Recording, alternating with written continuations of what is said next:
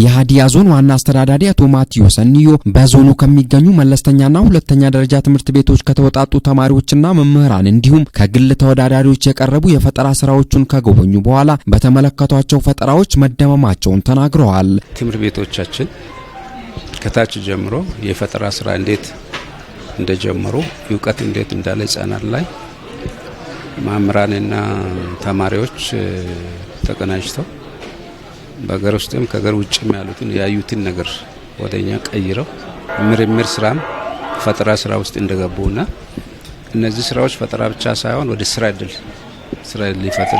የሚፈጥሩ ስራዎች እየተሰሩ እንደሆነ ያየነው። የተለያዩ ነገሮች አንዳንዶቹ የእናቶቻችንን ጊዜ የሚቆጥቡ ጉልበት የሚቆጥቡ ቴክኖሎጂዎች አይተናል ማለት ነው። ድሮ ብዙ ጉልበት የሚፈልጉ ማይል የሚፈልጉ አሁን በቀላሉ ስራውን የሚያፋጥኑ እና ጉልበታቸውን የሚቀንሱ ማሽኖች ተሰርተዋል ማለት። በተለይ ግብርና ላይ ትኩረት አድርጎ ነው የተሰራው።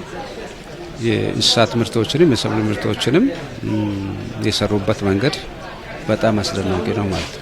የፈጠራ ስራዎቹ የግብርና ግብዓቶችን በቀላሉ በማዘጋጀት ምርታማነትን እንዲጨምር የሚረዱ ቴክኖሎጂዎችን የአካባቢ ቁሳቁስ በመጠቀም በቀላሉ መጠቀም የሚያስችል የተፈጥሮና የሰው ደህንነት ለመጠበቅ የሚረዱና ሰው ተኮር መሆናቸውንም አቶ ማቲዮስ አንስተዋል። በትምህርት ቤቶቹ የተሰሩ ያሉ የፈጠራ ስራዎች ለህብረተሰቡ ቴክኖሎጂዎችን ከማሻገር ባለፈ የስራ ዕድል ከመፍጠር አንጻርም የማይተናነስ ድርሻ እንዳላቸው የተናገሩት ዋና አስተዳዳሪው ባለድርሻ አካላት ተግባሩ ውጤታማ እንዲሆን ኃላፊነታቸውን እንዲወጡ ጠይቀዋል።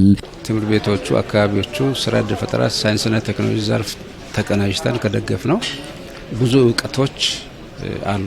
እምቅ ዕውቀት አለ እዚህ አካባቢና ይህን ዕውቀት ወደ ተጨባጭ ተግባር መቀየርና እነዚህ አሁን ሳምፕሎቹ የተሰሩትን ወደ ስራ ተጨባጭ ተግባር ላይ ሴት ወጣቶችም ወንድ ወጣቶችም ብዙ የተማሩ አሉ እኛ አካባቢና ይህን በቀላሉ ወስደውት በጣም አስገራሚ ስራ መስራት ይችላሉ።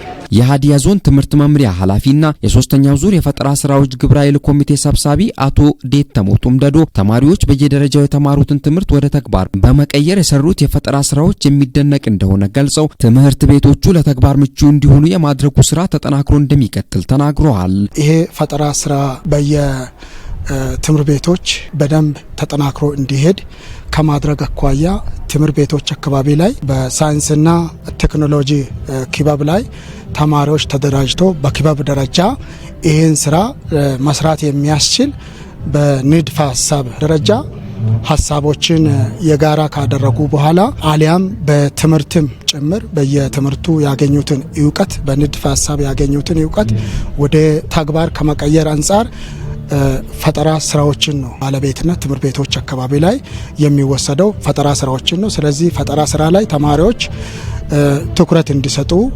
እያደረግን ያለንበት ሁኔታ ነው ያለው። በፕሮግራሙ የተገኙት የዞኑ ሳይንስና ቴክኖሎጂ እንዲሁም የፈጠራና ኢንተርፕራይዝ መምሪያ ኃላፊዎች በየበኩላቸው በየአካባቢ የሚገኙ የፈጠራ ስራዎችን ለመደገፍ ቁርጠኛ መሆናቸውን ገልጸዋል። ያነጋገርናቸው የፈጠራ ስራ አቅራቢዎች በበኩላቸው መሰረታቸው በህብረተሰቡ ዘንድ የሚስተዋሉ ችግሮችን መቅረፍ እንደሆነ አስረድተዋል። ቤታችን ውስጥ ላይ የምንዘረጋው ሲስተም ነው። ይሄኛው ከደህንነት ጋር ተያይዘው ችግር ይፈጥራሉ ተብሎ የሚታሰቡ ለምሳሌ የጎርፍ አደጋ አለ፣ የእሳት አደጋ አለ፣ እንዲሁም ደግሞ የስርቆት አደጋ እነዚህ ነገሮች መከላከል የሚቻል ሲስተም ነው። ይሄኛው ሪሞት ኮንትሮል አለው። የኛውም ሲስተም ሰውየው ኦን አድርጎ ከግቢ ካወጣው ደግሞ በተኛበት ጊዜ ኦን አድርጎ እንትን ይላል። በዛ ሰዓት ላይ ግቢ ውስጥ ላይ ሌባው የሚገባበት ጊዜ በቀጥታ ለባለቤቱ በስልክ ከማየት ደውሎ የትም አካባቢ ቢሆን ከቤት ውጭም ቢሆን ደውሎ ያሳውቃል። አካባቢ ላይ ብዙ ወንዞች ነበሩ፣ ወራጅ ውሃ ነበር። ያን ወራጅ ወንዞችን አርሶ አደሮች መጠቀም አልቻሉ ነበር። ደግሞ ዝናብ ሁሉ ያስቸግረዋልና ዝናብ ሲያስቸግር ይሄ ነገር የችግር መፍታት ያለብኝ በማለት ዋተር ፓምፒንግ ማሽን የሰራውት።